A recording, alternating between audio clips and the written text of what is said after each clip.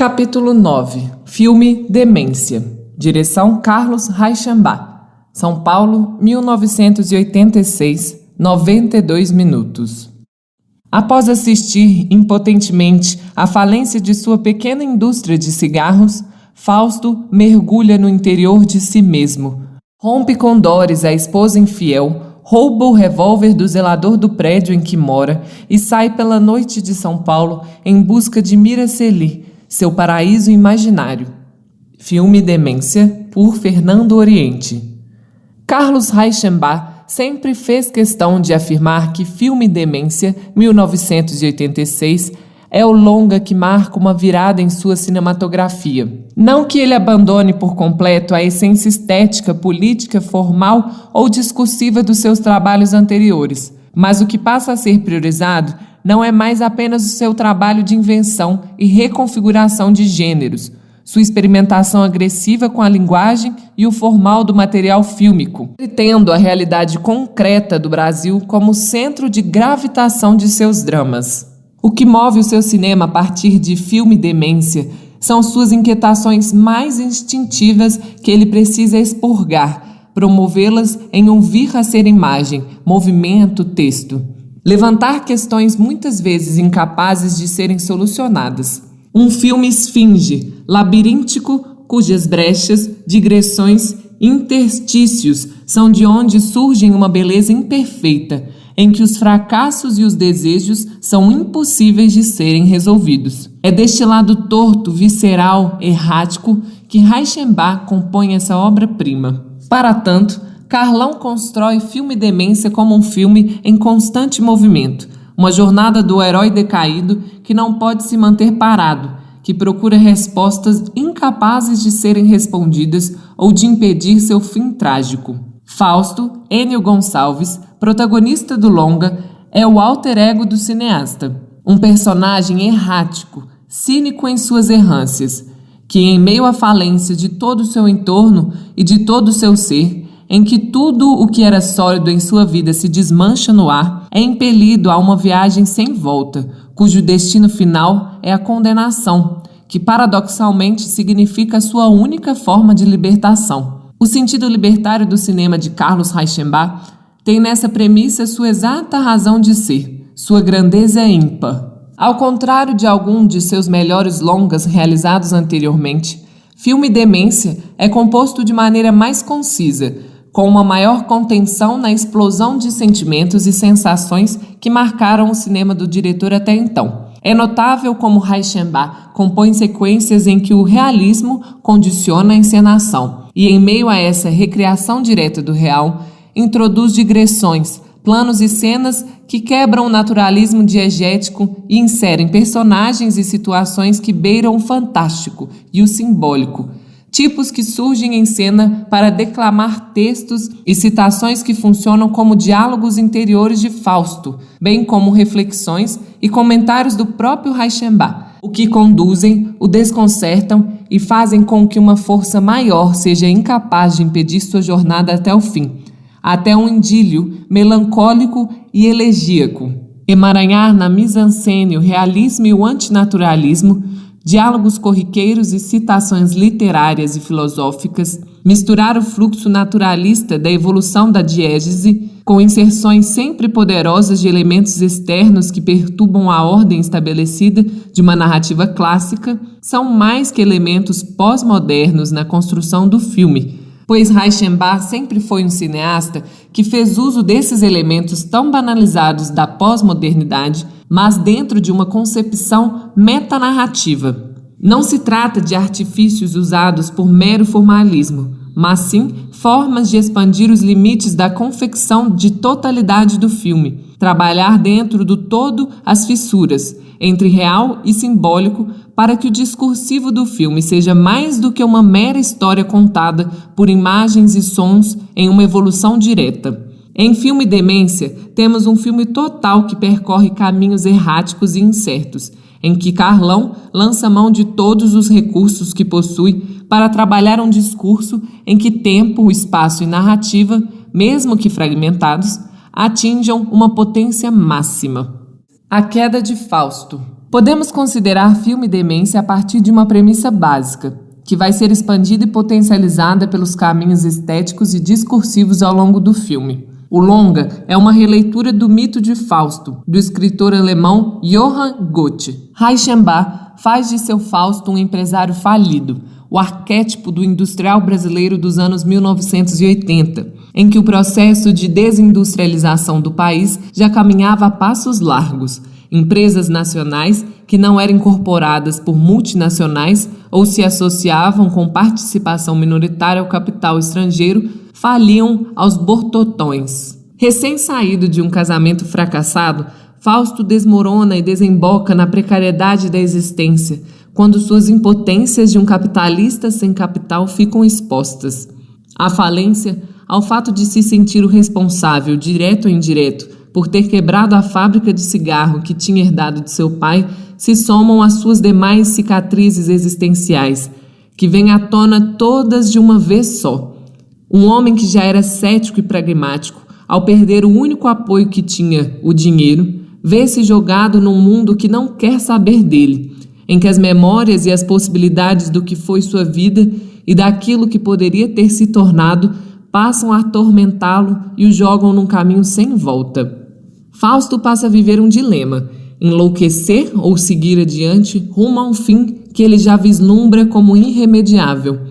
E é nesse misto de loucura e obstinação em seguir sua jornada elegíaca que Reichenbach conduzirá a personagem em filme. Filme Demência tem em sua primeira cena a imagem síntese do destino de Fausto: uma praia deserta, uma menina vestida de branco com o mar ao fundo. Esse lugar e essa garota que o leva até ele são o ponto final de sua jornada. A beleza do espaço que significa o tempo exato em que irá se deparar com o fim de seu ser.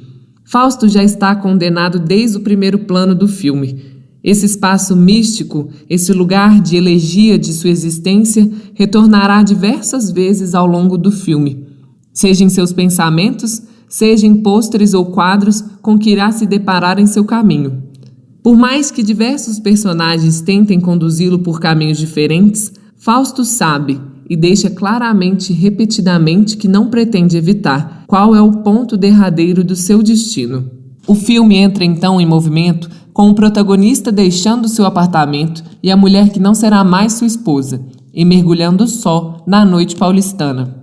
Logo em um de seus primeiros pontos de parada, um cinema com diversos cartazes de filmes de Samuel Fuller, uma das belas homenagens que Carlão faz a seus cineastas favoritos. Ele encontra Mefisto, que oferece uma mala cheia de drogas e diz que o preço só será pago depois.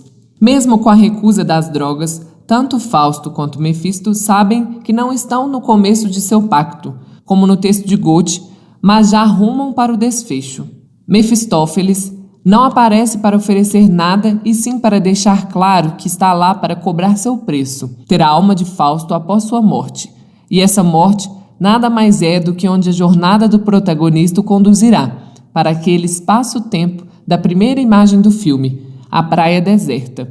As andanças noturnas de Fausto pelo centro de São Paulo, onde encontra ex-companheiros, entra nos mais diversos lugares, de bares e clubes de striptease até hotéis baratos para encontros rápidos com prostitutas, são marcados por perambulações pelo centro sujo e decante da maior cidade do país. Aqui, como em diversos de seus filmes, Reichenbach faz da cidade de São Paulo uma personagem, em que beleza e sujeira se contrapõem, em que prazeres e tormentos caminham lado a lado, em que a solidão do personagem é emoldurada por uma cidade caótica, misto de materialismo duro e espaço de possibilidades de transcendência, de perdição. Um espaço concreto e mágico, em que se perder tanto na cidade quanto dentro de si mesmo são opções paralelas. Nada, nem ninguém detém Fausto de seu trajeto, de seu mover-se. Ele se desloca a esmo, mas sempre ciente de seu destino final, sendo guiado pelas circunstâncias, pelos encontros fortuitos, pela necessidade de movimento constante, mas sem nunca parar.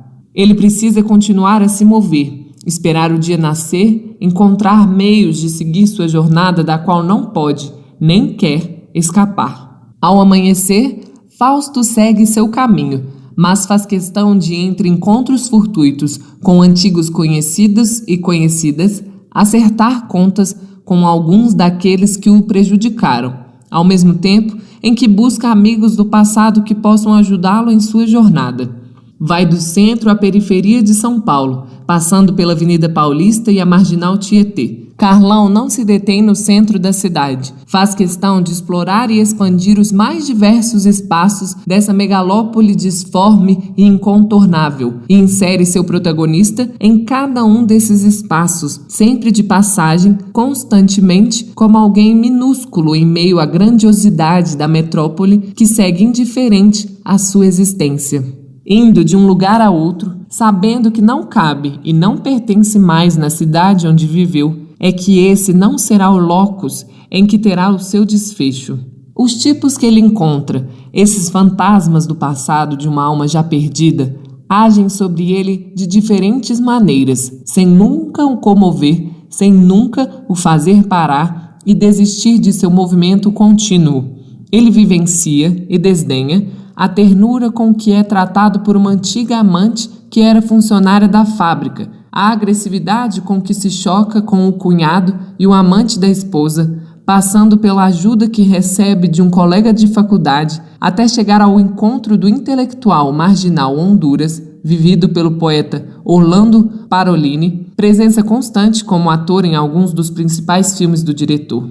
É exatamente mais essa figura cheia de simbolismos e antinaturalista que dirá onde se encontra a praia deserta, o lugar destino que Fausto busca por impulso e necessidade, um desejo que não sabe controlar, mas sabe ser o único afeto que lhe resta manter. Filme Demência é construído nesse constante deslocar-se de Fausto, um filme que segue colocado em seu personagem central, mas que abre constantes brechas para o encontro com o outro. São esses encontros que esclarecem e reforçam dúvidas sobre quem Fausto é, foi e jamais poderá ser, mas sua negação em se ater ou se deter na companhia de quem quer que seja faz desses tipos fantasmagorias de um tempo a que ele sente que não mais pertence. São memórias e identidades que irão se apagar, que desvanecerão em seu caminho em direção ao acaso inexorável de sua condenação. Tudo que poderia ter sido não pode mais existir. Nada nem ninguém é capaz de impedir Fausto de pagar sua dívida com Mefisto, o destino.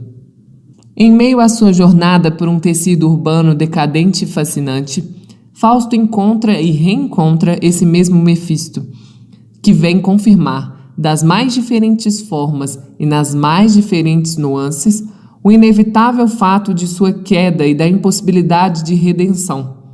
E é esse Mefistófeles do terceiro mundo quem constantemente surge e desaparece no caminho de Fausto, quem está sempre a assumir diferentes formas e aparências, mas não deixa de guiá-lo e manipulá-lo por um só momento em direção ao seu incontornável ponto de chegada. É então que, na parte final, o movimento de Fausto assume uma maior virulência, quando dentro de um carro conversível que consegue do ex-colega de faculdade, interpretado pelo cineasta seminal da Boca do Lixo, John Doe, abandona a cidade e pega a estrada em direção à imagem primeira, a praia deserta que o aguarda para a concretização de seu destino. O cinema de Carlos Reichenbach. Carlão é um cineasta moderno, usa seu imenso repertório cinéfilo e literário para se apropriar com muita originalidade do cinema clássico, mas sempre inserindo as quebras e rupturas que o cinema moderno, surgido nos anos 1960, introduziram e no qual ele se formou como diretor. Reichenbach constrói seus filmes com uma notável habilidade na composição dos quadros, em que cada sequência é pensada e decupada de maneira funcional e ao mesmo tempo disruptiva, e que permite que a narrativa e os dramas sejam consolidados dentro de cada cena, ao mesmo tempo em que extrapolam as limitações de uma encenação meramente narrativa, abrindo espaço para planos inventivos não diegéticos, para imagens tornadas poesia, pelo fantástico presente no mágico e no simbólico que o cinema é capaz de engendrar. A evolução diegética é amplificada pelo vigor com que Carlão compõe seus planos isoladamente e depois os costura na montagem, na capacidade de imprimir significados e abrir arestas evolutivas dentro das concepções e formas com que trabalha o quadro, bem como o extracampo. É na invenção, na introdução do acaso, que ele eleva seu cinema a um patamar superior. O que fica nítido em Filme Demência, bem como em toda a obra do diretor, é a maneira como ele coloca personagens e dramas dispostos em cena para que a intensidade dramática e as modulações de seu discurso fiquem sempre em destaque. Reichenbach usa todas as potências da imagem, apresenta um domínio completo de seus personagens e de tudo que age sobre eles, e situações, de como cria as interrelações entre seus tipos e de como desenvolve as tensões e modulagens dramáticas dentro da construção fílmica. A câmera do diretor trabalha em função constante das sensações que ele pretende provocar por meio de cada plano e conduzem o olhar do espectador exatamente para onde deseja. Desde os posicionamentos e enquadramentos até os movimentos de câmera e dos personagens dentro do quadro, bem como toda a relação com fora de campo. Os cortes e a montagem são compostos com o esmero de um artesão, porque sim, Carlão é um artesão da imagem, bem como um encenador que domina por completo toda a matéria cinematográfica, toda a gramática do cinema. Por mais sofisticado que seja o trabalho de Reichenbach como diretor, ele nunca deixou que o preciosismo exibicionista ou o virtuosismo oco interferissem na construção de seus filmes, sempre repletos de uma autopercepção que potencializa a força do seu cinema.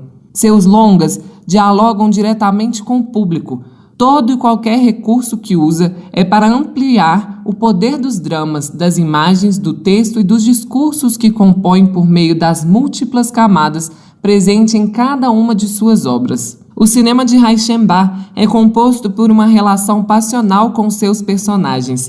Por mais variados que sejam seus tipos, eles são tratados pelo diretor com uma proximidade carinhosa. Ele compreende esses personagens, partilha e traduz seus dramas, e em momento algum despreza ou julga por meio de moralismo suas ações, embora as saiba condenar quando necessário, mas sem maniqueísmos. O amor em que Carlão demonstra por seus personagens faz deles tipos bem mais interessantes e complexos dentro de suas potencialidades e limitações demasiadamente humanas. Carlos Reichenbach é um cineasta dos valores humanos, das dores e alegrias, um apaixonado pelo ser humano e suas qualidades e defeitos. Fernando Oriente é crítico, professor e pesquisador de cinema.